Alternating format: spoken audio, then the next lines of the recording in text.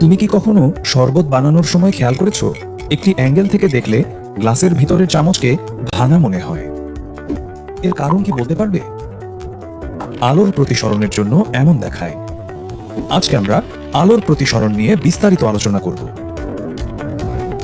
আলোর প্রতিসরণ কি তা বোঝার জন্য চলো প্রথমেই প্রায় পানিপূর্ণ গ্লাসে চামচ রাখলে কেন চামচকে ভাঙা দেখায় তা বোঝার চেষ্টা করি।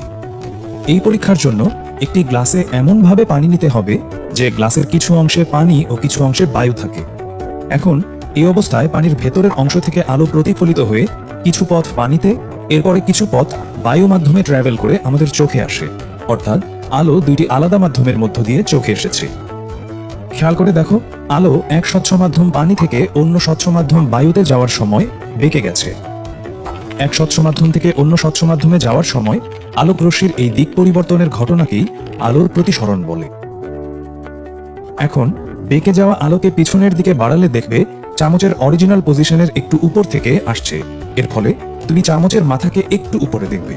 চামচের মাথা এভাবে বেঁকে যাওয়ার জন্যই চামচকে ভাঙা মনে হয়। আলোর এই বেঁকে যাওয়ার কারণ হচ্ছে আলো সব সময় সর্বনিম্ন সময়ের পথ অবলম্বন করে। বিভিন্ন মাধ্যমে আলোর বেগের ভিন্নতার জন্য আলো এমন একটি পথ ফলো করে যেন এক বিন্দু থেকে অন্য বিন্দুতে যেতে সবচেয়ে কম সময় লাগে। শূন্য মাধ্যমে আলোর বেগ সবচেয়ে বেশি এবং ধ্রুব। মাধ্যম যত ঘন হবে আলোর বেগ তত কমতে থাকবে। আমাদের এই পরীক্ষায়ও তেমনটিই ঘটেছে।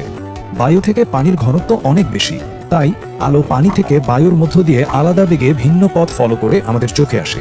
এজন্যই আমাদের কাছে মনে হয় চামচটি ভেঙে গেছে, কিন্তু চামচটি আসলে ভাঙেনি। আলোর প্রতিসরণের জন্য এমন মনে হয়। চলো এবার প্রতিসরণের রাশিমালা ও নিয়মগুলো জেনে নিই। তুমি নিশ্চয়ই জানো প্রতিফলনের ক্ষেত্রে আপতন কোণ ও প্রতিফলন কোণ সমান হয়। এখন তোমার মনে প্রশ্ন জাগতে পারে, তাহলে কি প্রতিসরণের ক্ষেত্রেও এই ধরনের কোনো নিয়ম আছে? প্রতিসরণের নিয়মগুলো আমরা চাইলে একটি পরীক্ষার মাধ্যমে বের করতে পারি। এই এক্সপেরিমেন্টের জন্য আমাদের এই ধরনের একটি স্বচ্ছ কাঁচ, 4টি আলপিন ও একটি সাদা কাগজ লাগবে। প্রথমে একটি টেবিলের উপর কাগজটি আটকে নিই। তার উপর কাঁচখণ্ডটি এভাবে রাখি। কাঁচখণ্ডটির চারপাশে কলম দিয়ে দাগ দিয়ে নিই। এরপরে 2টি আলপিন একটু স্পেস দিয়ে কাঁচখণ্ডটির একপাশে এমনভাবে বসাই যেন মনে হয় আলপিন 2টি একটি রেখা বরাবর আছে। এবার কাঁচখণ্ডের অপর প্রান্তেও একইভাবে 2টি আলপিন খাড়াভাবে রাখি। এমনভাবে রাখি যেন কাঁচখণ্ডের এক প্রান্ত থেকে দেখলে 4টি আলপিনই একই সরল রেখায় থাকে। প্রতিসরণের নিয়ম বের করার জন্য আমাদের যা যা দরকার তা আমরা পেয়ে গেছি। এখন কাঁচখণ্ডটি সরিয়ে ফেলি। আবার আলপিন 4টি তুলে ফেলার পর তারা সাদা কাগজে যে ছিদ্রগুলো তৈরি করেছে ওই ছিদ্রগুলো যোগ করে এবি ও সিডি রেখা টানি।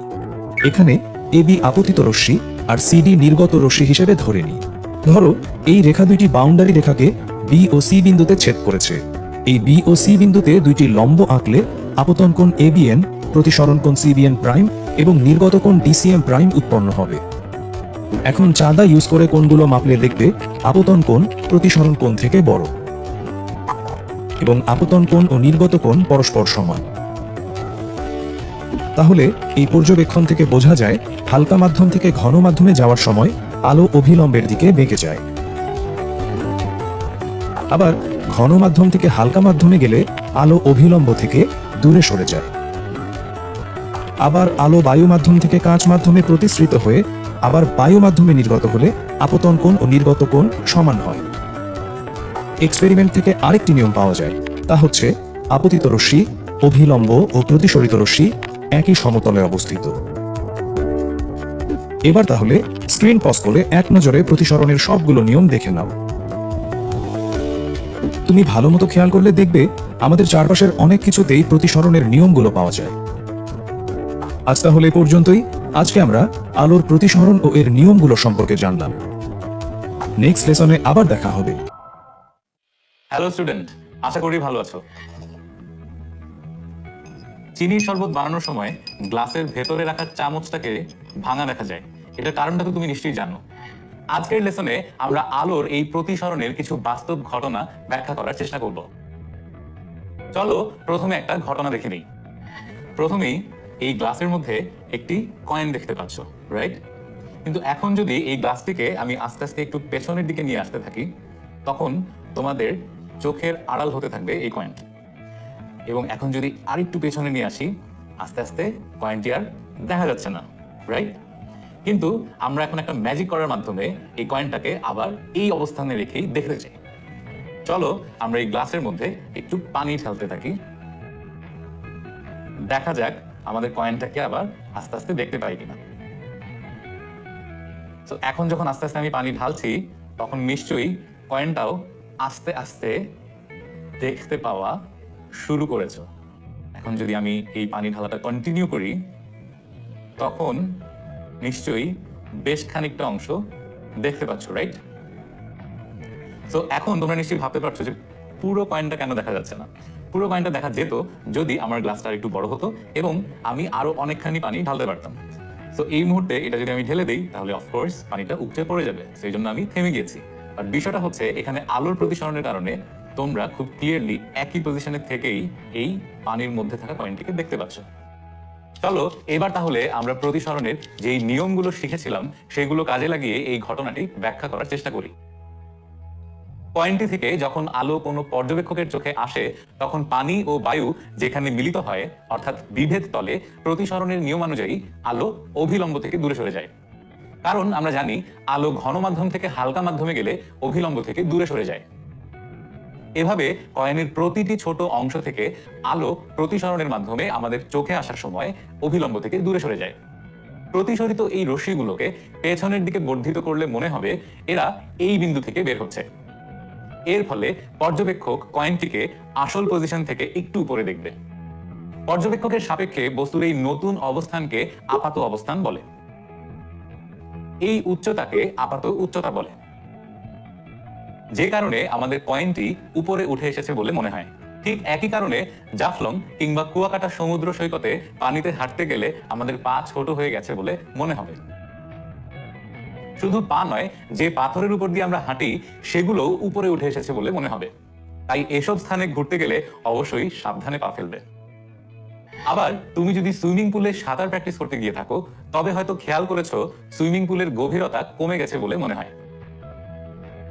আবার সুইমিং পুলের ভেতর থেকে দেখলে মনে হবে যে পুলের কিনারায় দাঁড়িয়ে আছে তার উচ্চতা বেড়ে গিয়েছে। এই সবগুলো ঘটনাই ঘটে আলোর প্রতিসরণের জন্য।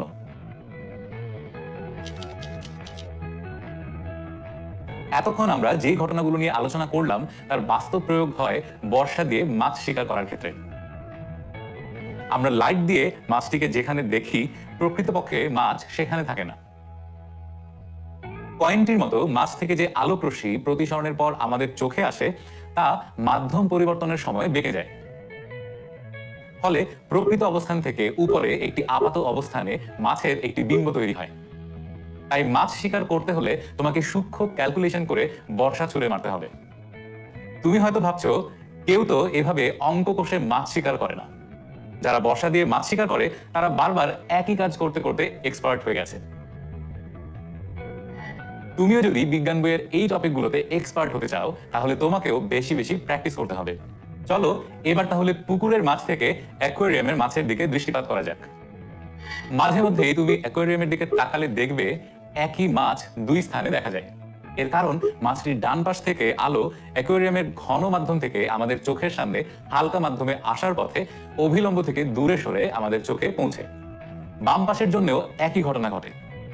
তাই আমাদের কাছে মনে হয় মাছটি একই সাথে দুই স্থানে আছে। তুমি তোমার আশেপাশে লক্ষ্য করলে এরকম অনেক মজার মজার ঘটনা দেখবে যা আলোর প্রতিসরণের জন্য হয়ে থাকে। চলো শেষ একটি ঘটনা দিয়ে আজকের পর্ব শেষ করি। প্রথমে একটি কাগজে এরকম দুটি অ্যারো চিহ্ন এঁকে নিব। তারপর একটি স্বচ্ছ কাচের গ্লাস আমরা নিতে পারি। এখন এই গ্লাসটিকে যদি আমি এইখানে রাখি এবং গ্লাসের ঠিক পেছনে আমার এই তীর চিহ্ন আঁকা কাগজটি থাকে, তাহলে তোমরা কি দেখতে পাচ্ছ? তোমরা নিশ্চয়ই দেখতে পাচ্ছ যে দুইটি অ্যারোই কিন্তু একই দিকে দেখা যাচ্ছে, অর্থাৎ এই দিক থেকে এই দিক পর্যন্ত, রাইট? তো চলো এবার অ্যাকচুয়াল ম্যাজিকটা আমরা দেখে নেই। এখন যদি আমি এই গ্লাসের মধ্যে আমার এই ওয়াটার বোতল থেকে একটু পানি ঢালতে থাকি, তখন দেখি আমরা কি হয়।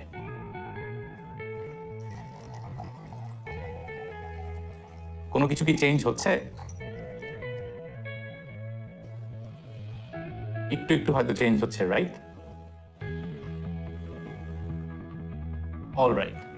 তো এখন আমরা কিন্তু একটু ম্যাজিকটা দেখতে পাচ্ছি। অর্থাৎ আমরা যদি এখন দেখি নিচের অ্যারোটা কিন্তু এখন আর এই দিক থেকে এদিকে যাচ্ছে না, বরং উল্টে গিয়েছে। অর্থাৎ এখন এটা এই লেফট থেকে রাইটের দিকে যাচ্ছে। কিন্তু উপরের যে অ্যারোটা যেটা ছিল সেটা কিন্তু এখনো আগের পজিশনেই আছে, রাইট? সো এই যে একটা সিম্পল বিষয়, এটা ঘটছে আসলে আলোর প্রতিসরণের জন্য। সো আলোর প্রতিসরণের মাধ্যমে এই চমৎকার ঘটনাগুলো আমরা দেখতে পারি। এই ঘটনাটি থেকে বলা যায় আলোর প্রতিসরণের জন্য মূল বস্তুর উল্টো বিম্ব পাওয়া যায়। এখন সবগুলো ঘটনা থেকে বলা যায় আলোর প্রতিসরণের জন্য এক মাধ্যম থেকে আলো অন্য মাধ্যমে যাওয়ার সময় বেঁকে যায়। মূল বস্তুর অবস্থানের পরিবর্তন ঘটে বলে মনে হয়। কিছু ক্ষেত্রে বস্তুর উল্টো ও বর্ধিত বিম্ব গঠিত হয়। আজ তাহলে এ পর্যন্তই। আজকে আমরা বাস্তব কিছু উদাহরণের মাধ্যমে প্রতিসরণের নিয়মগুলো জানার চেষ্টা করলাম। নতুন কোনো টপিক নিয়ে আবার দেখা হবে পরের পর্বে। সেই পর্যন্ত ভালো থাকো। Happy learning.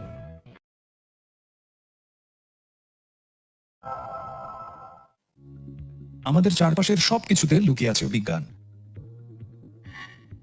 যেমন ধরো, প্রচন্ড রোদে তুমি আর তোমার বন্ধু পিচ ঢালা রাস্তা দিয়ে গাড়িতে করে কোথাও ঘুরতে যাচ্ছ। হঠাৎ খেয়াল করলে সামনে রাস্তার উপর পানি দেখা যাচ্ছে। দেখে মনে হচ্ছে একটু পরেই পানির উপর দিয়ে গাড়ি চালাতে হবে। কিন্তু অবাক ব্যাপার, গাড়ি যতই পানির কাছে এগিয়ে যাচ্ছে ততই পানি অদৃশ্য হয়ে যাচ্ছে। নিজেকে বোকা মনে করার কিছু নেই তখন। এই যে তুমি পানি আছে মনে করে ধোঁকা খেলে, এটি আসলে মরীচিকা। এমনটি ঘটে আলোর পূর্ণ অভ্যন্তরীণ প্রতিফলনের কারণে। পূর্ণ অভ্যন্তরীণ প্রতিফলন একটু কঠিন কঠিন মনে হচ্ছে?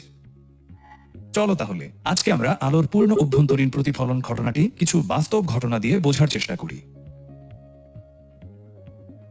মাছ ধরার মতো আনন্দের কাজ খুবই কম আছে। তুমি কি কখনো পুকুরে বর্ষা দিয়ে মাছ ধরতে দেখেছো?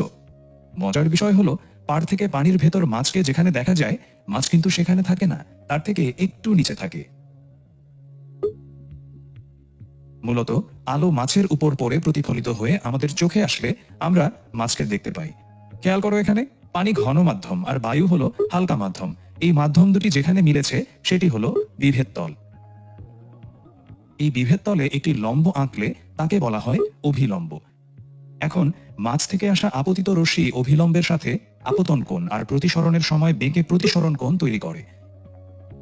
এভাবে মাছ থেকে আসা আলোক রশ্মি প্রতিসরণের কারণে একটু বেঁকে আমাদের চোখে আসে বলে আমরা মাছকে তার রিয়েল পজিশন থেকে একটু উপরে দেখি। এখন যদি মাছটি ভয়ে আস্তে আস্তে পিছন দিকে সরতে থাকে, অর্থাৎ আপতন কোণ বাড়ে, তাহলে কি হবে বলতে পারবে? আপতন কোণ বাড়ার সাথে সাথে প্রতিসরণ কোণও বাড়তে থাকবে। বাড়তে বাড়তে একটা সময় আপতন কোণের মান এমন হবে যখন প্রতিসরিত রশ্মি বিভেদ তল ঘেঁষে যাবে, তখন আর মাছকে দেখা যাবে না। আপতন কোণের এই মানকে সংকট কোণ বলে। এখন যদি মাছটি আরো পিছনের দিকে যায়, অর্থাৎ আপতন কোণের মান সংকট কোণের থেকে বড় হয়, তাহলে কি হবে? মাছটি আরো পিছনে সরলে প্রতিসরিত রশ্মিটি আবার পানি অর্থাৎ ঘন মাধ্যমে ফিরে আসবে। এখানে দারুণ একটা ঘটনা ঘটে।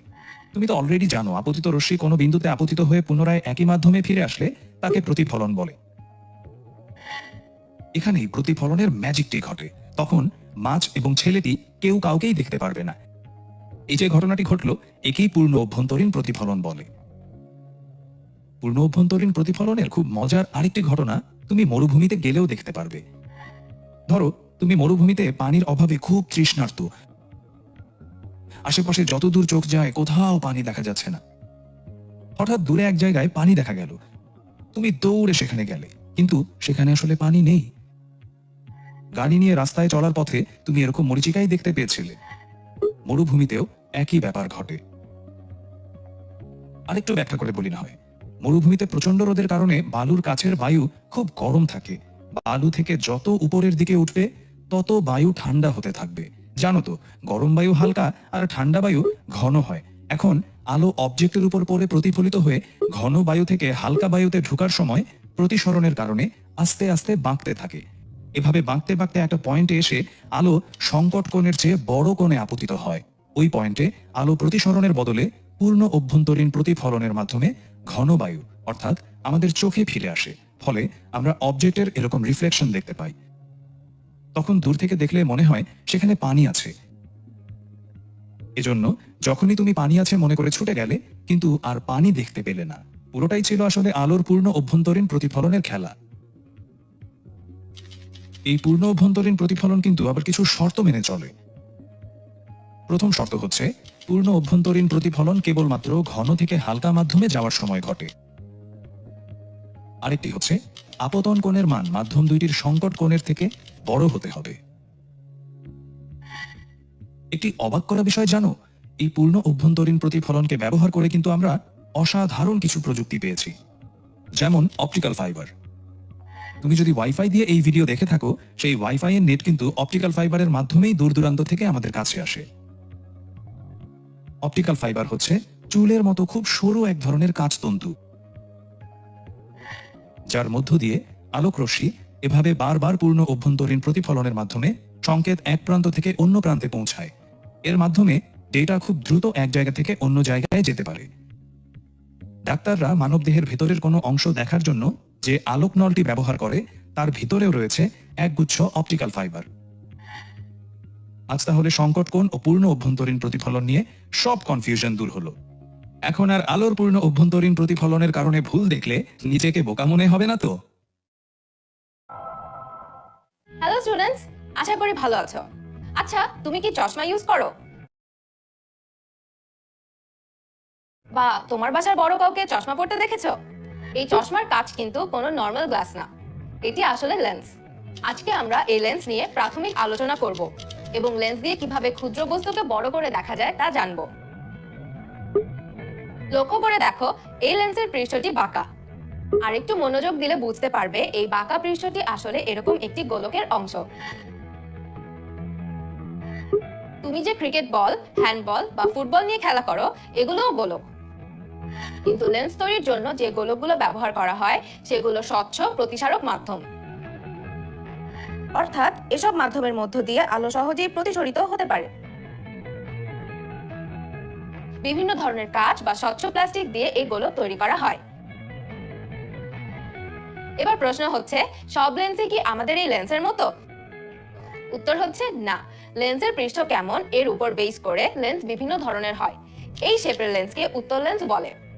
এদের মাঝের দিকের অংশ পুরু এবং এই লেন্স আলোকে একটি বিন্দুতে মিলিত করে। মানুষের চোখও উত্তল লেন্সের মতো একই কাজ করে। আমরা যখন কোনো বস্তু দেখি, তখন বস্তুতে আলো প্রতিফলিত হয়ে আমাদের চোখের লেন্সে পড়ে। এরপর লেন্সে প্রতিসরিত হয়ে রেটিনায় মিলিত হলে বস্তুটি দেখতে পারি। আবার এই যে লেন্সটি দেখছো, একে অবতল লেন্স বলে। এর মাঝের দিক সরু। এই লেন্সে আলো প্রতিসরিত হয়ে ছড়িয়ে যায়, অথবা প্রতিসরিত রশ্মিগুলো পেছনের দিকে অগ্রসর করলে যে বিন্দুতে মিলিত হয় ওই বিন্দু থেকে ছড়িয়ে পড়ছে বলে মনে হয়। উত্তল লেন্সের ক্ষেত্রে আলো প্রতিসরণের পরে যে বিন্দুতে মিলিত হয় সেই বিন্দুকে ফোকাস বিন্দু বলে এবং এই দূরত্বকে ফোকাস দূরত্ব বলে। আবার অবতল লেন্সের ক্ষেত্রে রেখাগুলো পিছনের দিকে যে বিন্দুতে মিলিত হচ্ছে এটিই ফোকাস বিন্দু। একইভাবে এই দূরত্ব হচ্ছে ফোকাস দূরত্ব। এই যে দুটি শেপের লেন্স দেখালাম, এর বাইরেও কয়েক ধরনের লেন্স আছে। এগুলো নিয়ে তুমি পরবর্তী শ্রেণীতে আরো বিস্তারিত জানতে পারবে। এইসব লেন্সের প্রধান কাজ হলো আমাদের দেখতে সাহায্য করা। দূরের বস্তু স্বাভাবিকভাবে দেখতে না পেলে এদের দেখার জন্য আমরা অবতল লেন্সের চশমা পরি। সাধারণত কম বয়সী মানুষ এই ধরনের চশমা ব্যবহার করে। আবার কাছের বস্তু স্বাভাবিকভাবে দেখতে না পেলে এদের দেখার জন্য উত্তল লেন্সের চশমা পরি। সাধারণত বৃদ্ধরা বা বেশি বয়সী মানুষ এই ধরনের চশমা ব্যবহার করে। এছাড়াও মাঝে মাঝে মানুষকে এই ধরনের একটি যন্ত্র দিয়ে পত্রিকা পড়তে দেখা যায়। এই যন্ত্রটিকে ম্যাগনিফাইং গ্লাস বলে। এটিও আসলে একটি উত্তল লেন্স, যা উপযুক্ত একটি ফ্রেমে আবদ্ধ করা হয়েছে, যাতে করে আমরা সহজেই হাতে নিয়ে নড়াচড়া বা মুভ করতে পারি। এই যন্ত্রটি মূলত কাছের বস্তু বা লেখাকে বড় করে দেখতে সাহায্য করে। এখন প্রশ্ন হচ্ছে, ম্যাগনিফাইং গ্লাস কিভাবে ছোট বস্তুকে বড় করে দেখতে সাহায্য করে? যখন একটি বস্তুতে আলো প্রতিফলিত হয়ে আমাদের চোখে আসে, তখন চোখের সাথে বস্তুটি এই ধরনের একটি কোণ তৈরি করে। এই কোণকে বীক্ষণ কোণ বলে। বীক্ষণ কোণ বড় হলে আমরা বস্তুটিকে বড় দেখি। আবার বস্তুর উচ্চতা বেশি হলে আমাদের চোখে বড় বীক্ষণ কোণ তৈরি করে। অথবা এই একই উচ্চতার বস্তুকে যদি আমরা চোখের কাছে নিয়ে যাই, তাহলেও বীক্ষণ কোণের মান বড় হবে এবং আমরা বস্তুটিকে বড় দেখব। কিন্তু সুস্থ মানুষের চোখ 25 সেন্টিমিটারের থেকে কাছের বস্তুকে স্পষ্ট দেখতে পারে না। তাই এই দূরত্বকে স্পষ্ট দর্শনের নিকটতম দূরত্ব বলে। এর থেকেও কাছে আনলে আমরা বস্তুটিকে বড় ঠিকই দেখি, কিন্তু স্পষ্ট দেখি না। স্পষ্ট না দেখার কারণ হচ্ছে বস্তু থেকে যে আলো চোখে আসে তা ঠিকভাবে রেটিনায় ফোকাস বা মিলিত হয়নি। এই সমস্যা দূর করার জন্য চোখের সামনে ম্যাগনিফাইং গ্লাস রাখা হয়। যেহেতু ম্যাগনিফাইং গ্লাস একটি উত্তল লেন্স, তাই এই লেন্স আলোকে রেটিনায় ফোকাস করতে সাহায্য করে। ম্যাগনিফাইং গ্লাসের ফোকাস দূরত্ব খুব ছোট হয়, কারণ এই গ্লাসের মাধ্যমে শুধুমাত্র কাছের বস্তুকে স্পষ্ট করে দেখা যায়। দূরের বস্তু যেমন চাঁদ, তারা দেখার জন্য আবার এই যন্ত্র ডিরেক্টলি আমাদের তেমন কোনো সাহায্য করতে পারে না। দূরের বস্তু স্পষ্টভাবে দেখতে সাহায্য করে যে যন্ত্র, তা নিয়ে তুমি পরবর্তী শ্রেণীতে বিস্তারিত জানতে পারবে। আজ তাহলে এ পর্যন্তই। আজকের পর্বে আমরা লেন্স নিয়ে প্রাথমিক কিছু আলোচনা করলাম এবং এই লেন্স আমাদের কিভাবে দেখতে সাহায্য করে তাও জানলাম। দেখা হবে আগামী পর্বে। সে পর্যন্ত ভালো থেকো। Happy learning.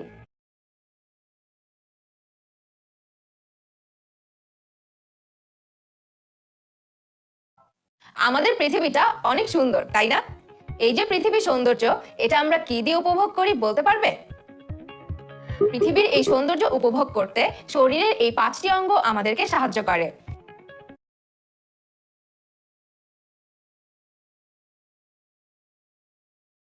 শরীরের একটি গুরুত্বপূর্ণ অঙ্গ। আজকে আমরা শরীরের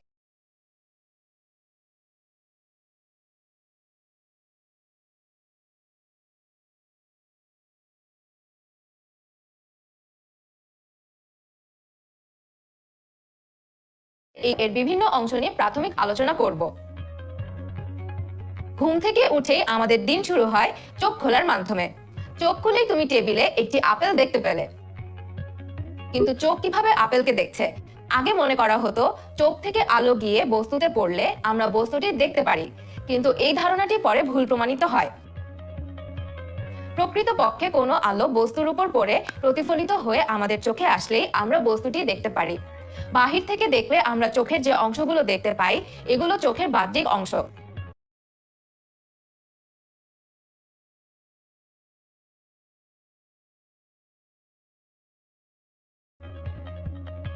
এর মধ্যে আছে আইব্রো এবং আইল্যাশেস ও আইলিড, যা চোখের ভেতরের অংশকে বাইরে ধুলাবালি ও আঘাত থেকে।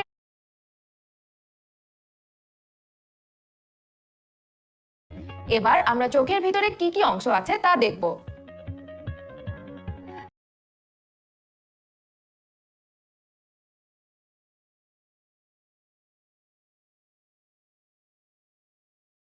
ফেললে চোখের যে অংশ দেখা যাবে তাকে অক্ষিগোলক বলে। বুঝতেই পারছো, এটি দেখতে গোলকের মতো, তাই একে অক্ষিগোলক বলা হয়। সাধারণত এই গোলকের ব্যাস প্রায় 2.5 সেন্টিমিটার হয়ে থাকে। চোখের এই গোলককে রক্ষা করার জন্য এর চারপাশে যে সাদা অংশ আছে তাকে স্ক্লেরা বা শ্বেতমণ্ডল বলে। শ্বেতমণ্ডলের সামনের এই স্বচ্ছ অংশকে কর্নিয়া বলে। স্বচ্ছ, হ্যাঁ, কারণ এর মধ্য দিয়ে আলো প্রতিসরিত হয়ে আমাদের চোখে প্রবেশ করতে পারে। এটি শুধু আলোকে প্রতিসরিত করে না, চোখের ভিতরের অংশকে বাইরের আঘাত থেকেও রক্ষা করে। কর্নিয়ার ঠিক পিছনে যে অস্বচ্ছ পর্দা থাকে তাকে আইরিস বলে। এটি চোখের কালার কেমন হবে তা নির্দেশ করে। তুমি কি খেয়াল করেছো কিছু কিছু মানুষের চোখের কালার ভিন্ন রকমের? মানুষের চোখের কালার কেমন হবে তা আইরিসের কালারের উপর ডিপেন্ড করে। যেমন ধরো, কারো চোখের কালার নীল হলে এর মানে তার আইরিসের কালার নীল। আবার এই আইরিসের কেন্দ্রে একটি ছিদ্র আছে যার মধ্য দিয়ে আলো চোখের মধ্যে প্রবেশ করে। এই ছিদ্রটিকে পিউপিল বা চোখের মণি বলে। পিউপিল খুবই আলোক সংবেদী, অর্থাৎ আলোর পরিমাণের উপর ভিত্তি করে এই ছিদ্র বড় কিংবা ছোট হতে পারে। তুমি চাইলে এই ব্যাপারটি পরীক্ষা করে দেখতে পারো। একটি অন্ধকার রুমে আয়নার সামনে দাঁড়িয়ে হঠাৎ করে যদি চোখে আলো ফেলো, তাহলে দেখবে পিউপিল ছোট হয়ে গেছে। কিন্তু পিউপিল ছোট বড় কেন হয়? আলো ঢুকে যাতে আমাদের অপটিক স্নায়ু নষ্ট করে দিতে না পারে, সেজন্য পিউপিল ছোট হয়ে যায়। আইরিসের পরেই থাকে একটি লেন্স, যা উত্তল। কাঁচ বা প্লাস্টিকের লেন্সের মতো চোখের ভেতরের লেন্স তেমন শক্ত নয়, বরং আমাদের চোখের লেন্স জেলির মতো নরম স্বচ্ছ পদার্থ দিয়ে তৈরি। এর জন্য মানুষের চোখের লেন্স ছোট বড় হয়ে কাছে বা দূরের বস্তু দেখতে সাহায্য করে। এই লেন্সের মাধ্যমে আলো প্রতিসরিত হয়ে চোখের একদম পেছনের অংশে বিম্ব তৈরি করে। পেছনের যে অংশে বস্তুটির বিম্ব গঠিত হয় তাকে রেটিনা বলে। এই অংশটি একটি আলোগ্রাহী পর্দা হিসেবে কাজ করে, আর এখানেই অনেক স্নায়ুতন্ত্র থাকে যাদের অপটিক্যাল নার্ভ বলে। এই নার্ভগুলো আলোকে একটি তড়িৎ সিগন্যালের মাধ্যমে আমাদের মস্তিষ্কে পাঠায়, যার ফলে আমাদের দর্শন অনুভূতি তৈরি হয়, অর্থাৎ বস্তুটি দেখতে পাই। মজার বিষয় হলো রেটিনা ও লেন্সের মধ্যে এক ধরনের জেলির মতো স্বচ্ছ তরল পদার্থ থাকে, যাকে ভিট্রিয়াস হিউমার বলে। এই তরল পদার্থ চোখের আকৃতি ঠিক রাখতে গুরুত্বপূর্ণ ভূমিকা পালন করে। এখন যদি তোমাকে প্রশ্ন করি, ধুলাবালি পড়লে আমাদের চোখ দিয়ে পানি পড়ে কিভাবে, তুমি কি বলতে পারবে? আমাদের চোখের কর্নিয়া ও লেন্সের মাঝেও এক ধরনের পানির মতো স্বচ্ছ তরল পদার্থ থাকে, একে অ্যাকুয়াস হিউমার বলে। জেনে অবাক হবে, চোখ দিয়ে যে পানি পড়ে এটি এই অ্যাকুয়াস হিউমার। এই সবগুলো অংশ একত্রে একটি জটিল প্রক্রিয়ার মাধ্যমে আমাদের বাইরের জগৎ দেখতে সাহায্য করে। আশা করি বুঝতে পেরেছো। আজ তাহলে এ পর্যন্তই। আজকের পর্বে আমরা মানব চক্ষু ও এর বিভিন্ন অংশ সম্পর্কে জানলাম। নেক্সট লেসনে আবার দেখা হবে। সে পর্যন্ত ভালো থেকো। Happy learning. হ্যালো স্টুডেন্টস, আশা করি ভালো আছো। তোমার ছোটবেলার কোনো মজার ঘটনা মনে আছে কি? কেমন হতো যদি ছোটবেলার এই মজার ঘটনাগুলি একটি স্থির চিত্র বা ছবি আকারে রেখে দেওয়া যেত? সেই স্মৃতিগুলো ধরে রাখার জন্যই এই যন্ত্রের আবিষ্কার হয়েছে। আজকে আমরা এই ক্যামেরার বিভিন্ন অংশগুলোর সাথে পরিচিত হব এবং একটি ক্যামেরা কিভাবে কাজ করে তা নিয়ে জানব। একই সাথে চোখ ও ক্যামেরার মধ্যে মিল ও অমিলগুলো বোঝার চেষ্টা করব। ক্যামেরার কথা শুনলেই হয়তো তোমার মাথায় এই ধরনের একটি চিত্র ভেসে ওঠে। এটি একটি মডার্ন ডিএসএলআর ক্যামেরা। তুমি কি জানো, প্রথম যখন ক্যামেরা আবিষ্কার করা হয় তখন কিন্তু এই যন্ত্রটি এরকম ছিল না। সময়ের সাথে সাথে যন্ত্রটি আপডেট হয়েছে। মডার্ন ডিএসএলআর ক্যামেরা কিভাবে কাজ করে তা বোঝার জন্য আগে আমাদের এসএলআর ক্যামেরার গঠন ও কাজ সম্পর্কে জানতে হবে। এসএলআর ক্যামেরা বলতে সিঙ্গেল লেন্স রিফ্লেক্স ক্যামেরা বোঝায়। ক্যামেরায় এরকম একটি অভিসারী লেন্স থাকে, যার মধ্য দিয়ে কোনো বস্তু থেকে প্রতিফলিত আলো আলোক চিত্রগ্রাহী প্লেট বা ফিল্মের ওপর পড়ে। তাই এই যন্ত্রটিকে আলোক চিত্রগ্রাহী ক্যামেরা বা সংক্ষেপে ক্যামেরা বলে।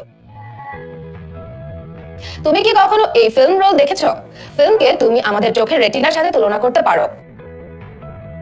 চোখ দিয়ে কোনো বস্তুকে দেখলে বস্তু থেকে প্রতিফলিত আলো লেন্সে প্রতিসরিত হয়ে যেমন রেটিনায় বস্তুর বিম্ব গঠিত হয়, ঠিক তেমনি ক্যামেরা দিয়ে কোনো কিছুর ছবি তুললে এর বিম্ব ক্যামেরার ফিল্মে তৈরি হয়। বুঝতেই পারছো, ছবি তোলার জন্য মূল ভূমিকা পালন করে লেন্স ও ফিল্ম। তবে এর বাইরেও একটি ক্যামেরাতে অনেকগুলো পার্টস থাকে, ঠিক যেমন চোখে অনেকগুলো পার্টস আছে। যেমন ক্যামেরা বক্স, যা এর গঠনকে দৃঢ় করে যাতে করে লেন্স সরে না যায়, এবং ফিল্মে বিম্ব তৈরির জন্য উপযুক্ত অন্ধকার পরিবেশ নিশ্চিত করে। ক্যামেরা বক্সকে তুমি অক্ষিগোলকের সাথে তুলনা করতে পারো।